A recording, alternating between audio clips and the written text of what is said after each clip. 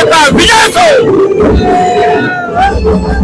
काय भावना आहे? खूप मजा आहे, खूप मजा आहे, खूप मजा आहे। विजय झालाय असं वाटतंय? हा, विजय झालेला आहे? झालेला नाही, 100% झालेला आहे, 100% झालेला विजय आहे।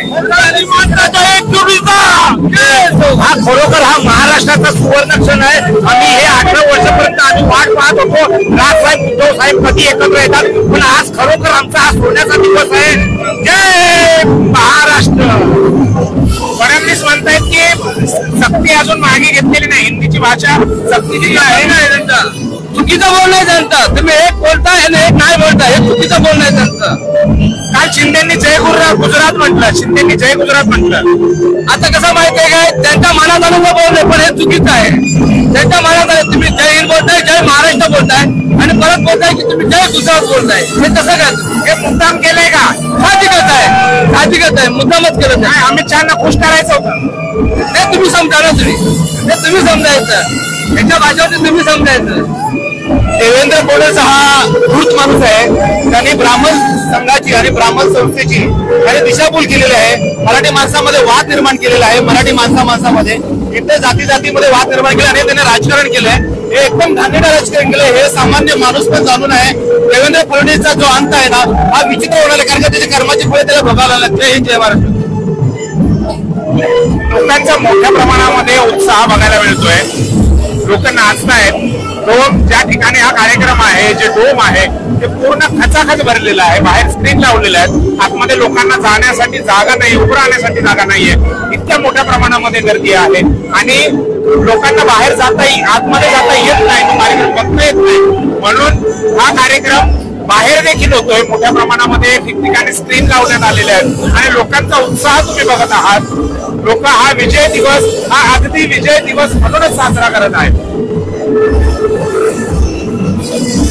लेडीज महिला देखील इथे नाचत आहेत, साजरा करत आहेत हा उत्सव।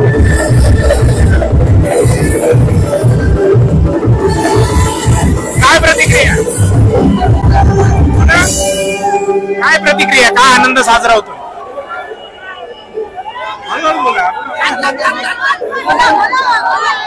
आमचा हा आनंद का साजरा होतोय, कारण की उद्धव साहेब आणि राज साहेब हे एकत्र येतात आणि मराठीसाठी हे जे लढतात ना, त्यांच्यासाठी आम्ही आनंद जल्लोषात साजरा करत आहोत आणि असंच आपलं चालत राहिलं पाहिजे। मराठी भाषा ही मराठी भाषा आम्हालाच पाहिजे।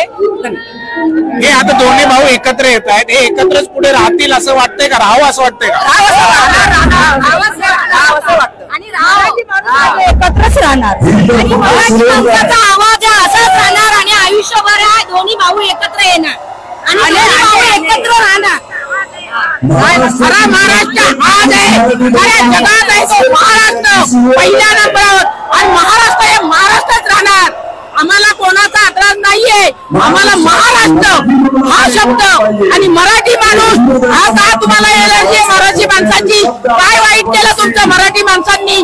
दोघे भाऊ एकत्र आलेत, फार आनंदाची गोष्ट आहे, सगळे व्यापाऱ्यांना पण आनंदाची गोष्ट आहे। असं नाही का मुंबईकरांना दुःख झालंय, सगळ्यात जास्त मुंबईचे व्यापारी खुश झाले, दोघे भाऊ एकत्र आलेत। तर आता खरी 65 वर्षापूर्वीपासून जी शिवसेना चालत होती ना, ती शिवसेना आता चालू झाली, आजपासून नव्याने हा आजचा नवा इतिहास आहे। आजचा बघा, ह्या पिढीचा नवा इतिहास आहे आजचा। शिंदे साहेब जे आहेत ते जय गुजरात बोलले काल, तो त्यांची मर्जी, त्यांची इच्छा। आम्ही तर मराठी आहेत, आम्ही तर जय महाराष्ट्र बोलणार। आम्ही ठाण्यातून आले, ठाण्यातून आम्ही वादग्रस्त मराठी माणूस मराठीचा बोलणार। आम्ही शिंदे साहेब मराठी माणूस ते बोललोय नाही, शिंदे साहेब एकनाथ शिंदे हे त्यांना शोभत नाही, कारण महाराष्ट्रामध्ये राहून जय गुजरात बोललोय हे मार खाण्यालायकच झालेलं आहे। एकनाथ शिंदे लोकांचा राग जो आहे तो देखील स्पष्ट दिसतोय आणि त्यासोबतच लोकांचा उत्साह या कार्यक्रमाला घेऊन, या सभेला घेऊन मोठ्या प्रमाणामध्ये पाहायला